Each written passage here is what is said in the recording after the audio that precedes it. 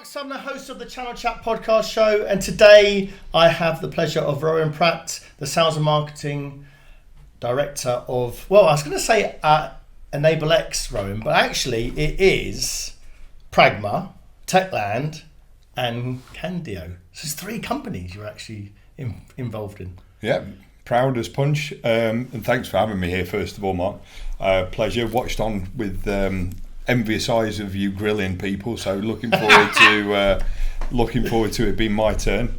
Be gentle. Yeah, I'm the sales and marketing director for Enable X.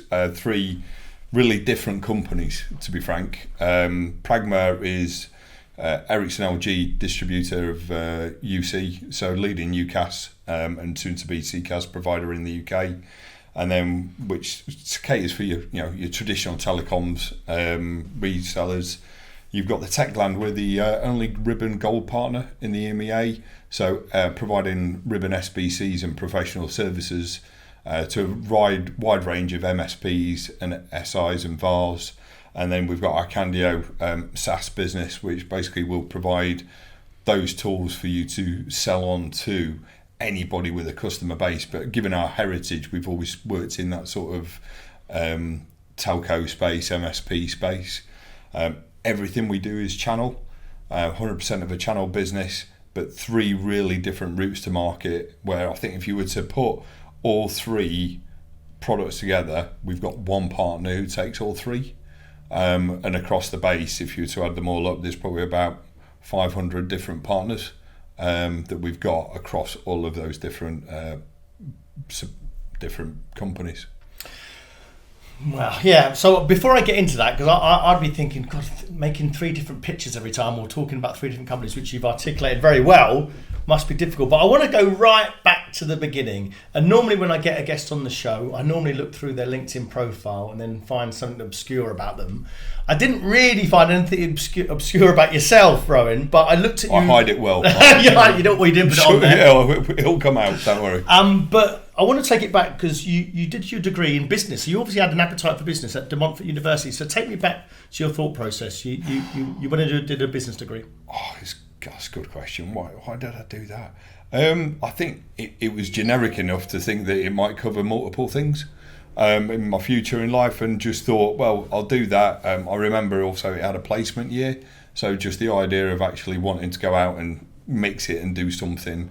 But yeah, business was always going to be where the money was at in my mind, never really going to be from a military or anything scientific or mathematical. So I thought business, if they did a degree in the art of blagging, I'd have been wholeheartedly in for that. So that was the closest thing I thought I could get to.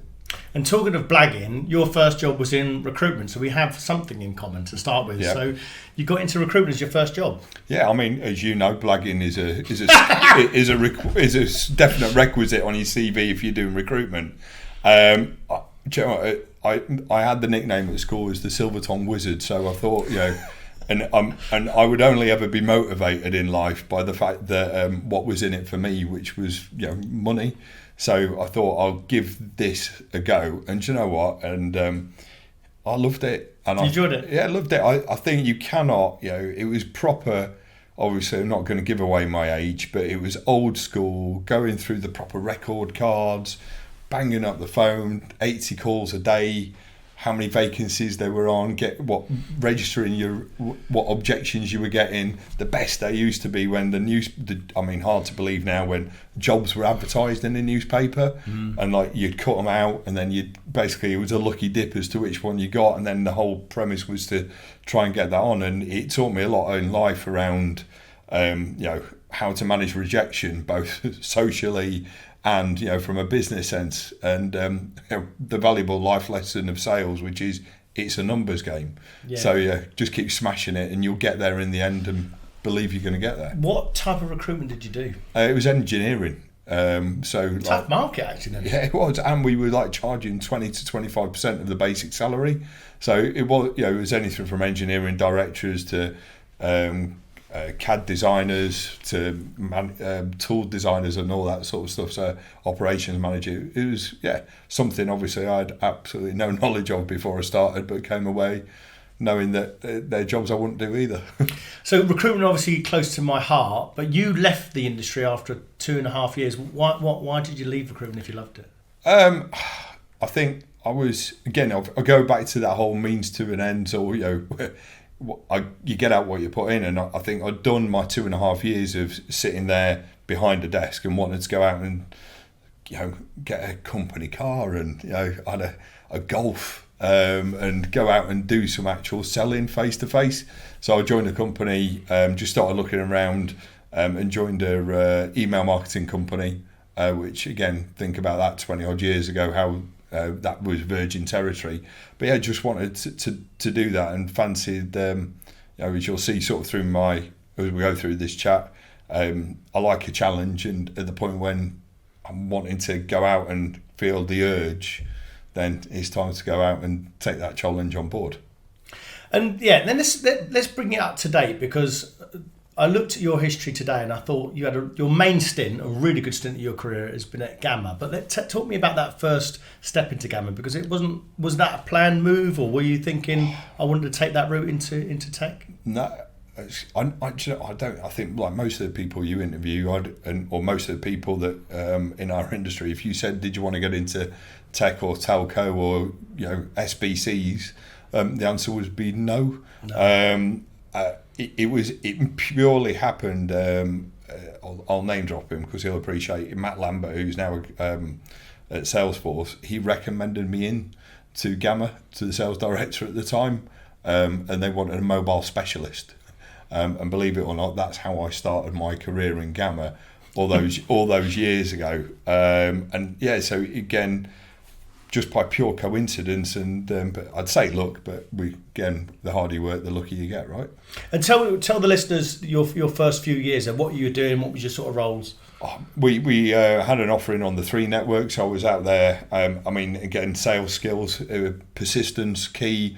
Pushing and knocking on, selling out what was the Gamma 3 proposition at the time, but as a specialist. So you have Gamma still have to this day BDMs who will go out there and do manage the commercial relationship, manage the relationship and the whole portfolio of products. But they would have overlay specialists, whether it's on hosted voice, direct routing, mobile connectivity. They would have those specialists who would be the product specialists to help do that. So that was my job for the first couple of years, and then I think somebody left in the business development team, and they said, could you go and sell voice? And I went, yeah, of course I can. And they went, it's not that hard. Do you know what PSTN means? I went, no. I'll Google it though. Do you know what SIP means? No.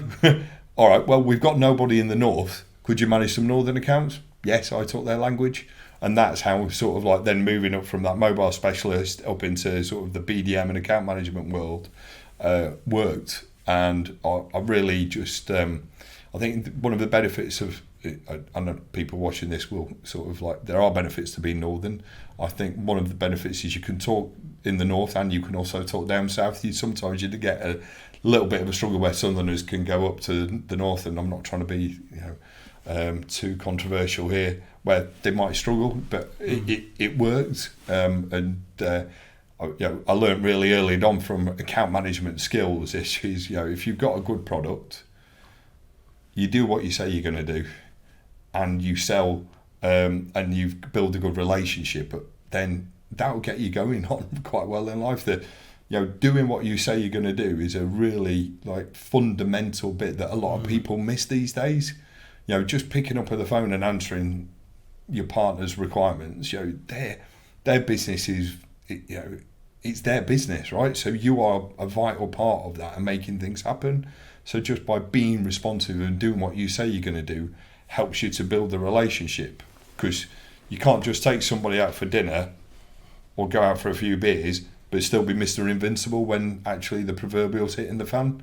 You need that. So I just sort of learnt that in the very early days, and that helped, and a bit of tenacity and perseverance sort of helped me to sort of grow into my boss used to say for the first year he couldn't understand me, which he still says it now.